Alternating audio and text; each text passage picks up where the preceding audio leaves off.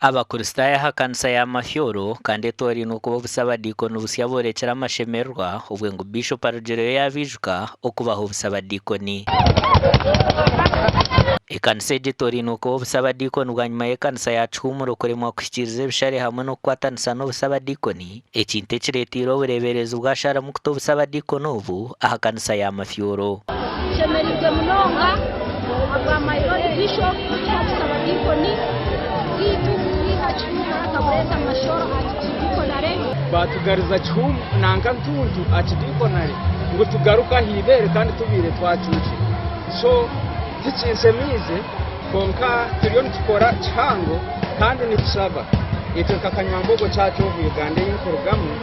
batwoburisa babatakutwoburisa baronda handa ho buratuye konkite nikigenda no buseba diko no bwa Mashoro. Venerable Reverend Mpirirwe Enoch nwayihirwa mu Chumuro akatwarwa hari Mafyoro kandi omburuzi Gadar niwe ayihirwa mu busaba diko nobu nkwe kutwarwa muri Mikore Parish. Ovire buroho bwa mari myaka ibiri ovire buri Chumuro akidikonare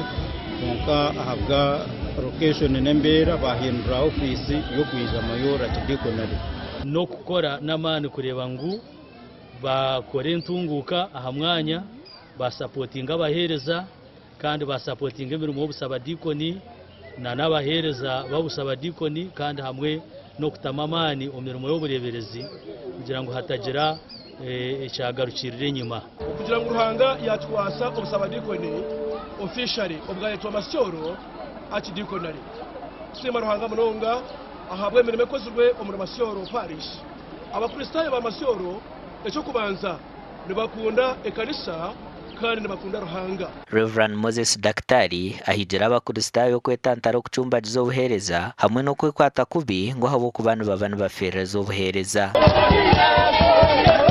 Amakuraga gashakwa Anthony Twine.